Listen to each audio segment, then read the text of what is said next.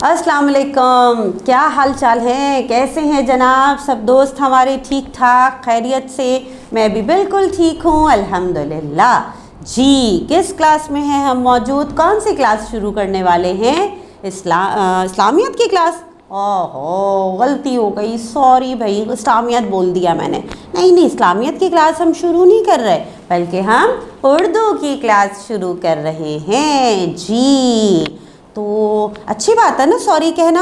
आप कहते हैं सॉरी अगर आपसे कोई गलती हो जाए? मुझसे हो जाती है, इतना बोलती हूँ उतना बोलती हूँ, तो कभी कभार गलती भी हो जाती है, तो मैं तो फ़ौरन सॉरी कह देती हूँ।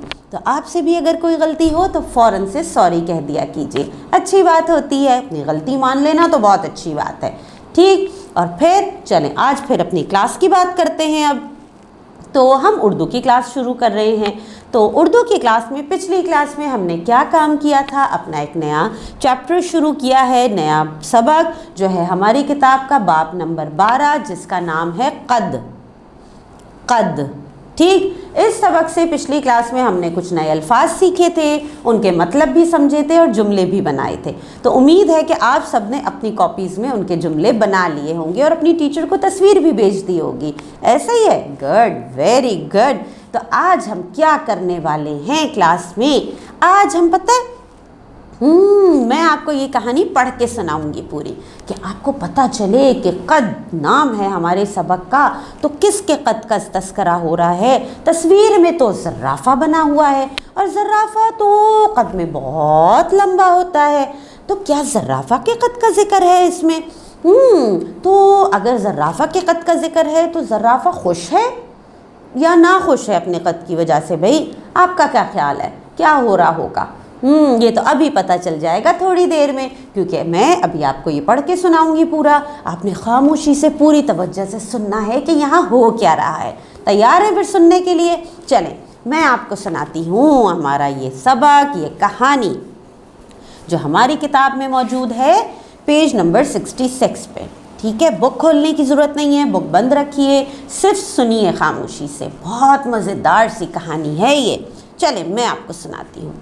हमारी कहानी का नाम है, सबक का नाम है क़द। आगे सुनते हैं। शाम के साए गहरे हो रहे थे। 2 ज़र्राफ़ों का गोल खड़ा था। वो सब बहुत खुश शौक़ से एक ही सिम देख रहे थे।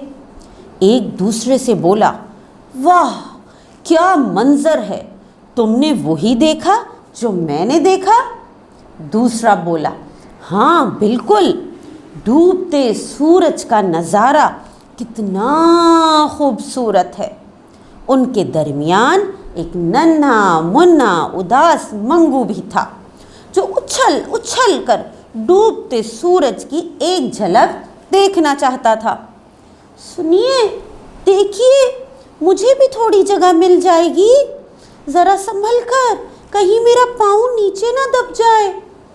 ओहो, कोई सुनता क्यों नहीं? आगे देखते हैं। मंगू की उदासी में इजाफा हुआ। वो मुंह लटकाए घर की तरफ चल पड़ा और घर जाकर खामोशी से एक जगह बैठ गया।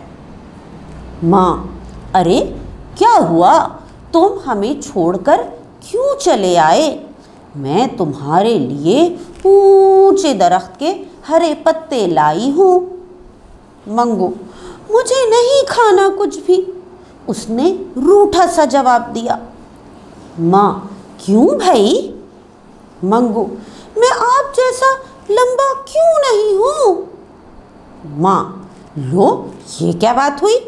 एक दिन तुम भी हमारे जितने लंबे हो जाओगे। मंगू, लेकिन मैं तो रोज़ाना सुबह उठकर आईने में खुद को देखता हूँ, कोई फ़र्क नज़र ही नहीं आता। माँ मुस्कुराई और बोली, मेरे लाडले खफा ना हो। मंगू, मैं नहीं बोलूँगा किसी से भी। बहुत नाराज़ है मंगू तो। फिर क्या हुआ? वो ये कहकर घर से निकल गया। रास्ते में वो अचानक एक खरगोश से टकराते टकराते बचा। खरगोश, अरे भाई, देखकर तुम इतने लंबे हो کہیں مجھے دیکھے بغیر پاؤں کے نیچے ہی نہ دبا دینا۔ منگو: اب تم اتنے چھوٹے بھی نہیں ہو کہ مجھے نظر نہ آؤ۔ وہ دل ہی دل میں خوش تھا کہ کسی نے تو اسے لمبا کہا۔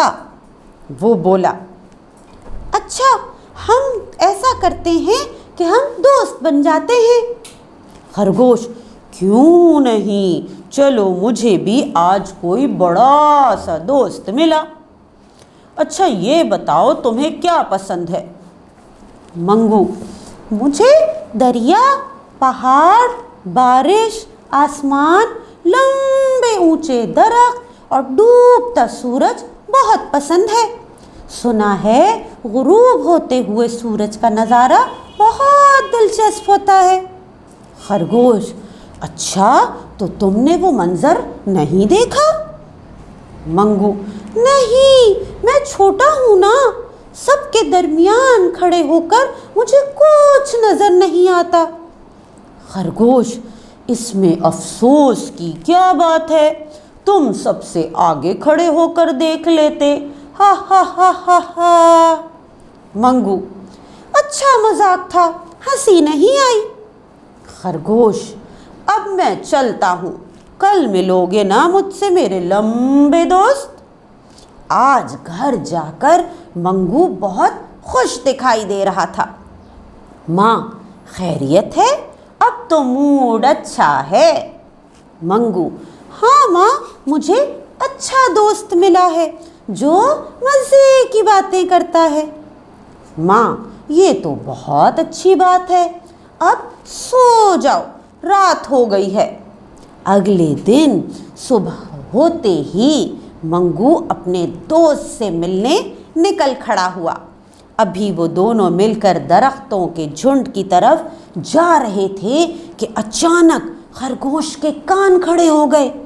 اس نے دور نگاہ دوڑائی اور بولا: بھاگو بھاگو، شیر آ رہا ہے۔ اوہو، شیر آ گیا تھا؟ پھر؟ منگو نے یہ سنتے ہی دوڑ لگا دی۔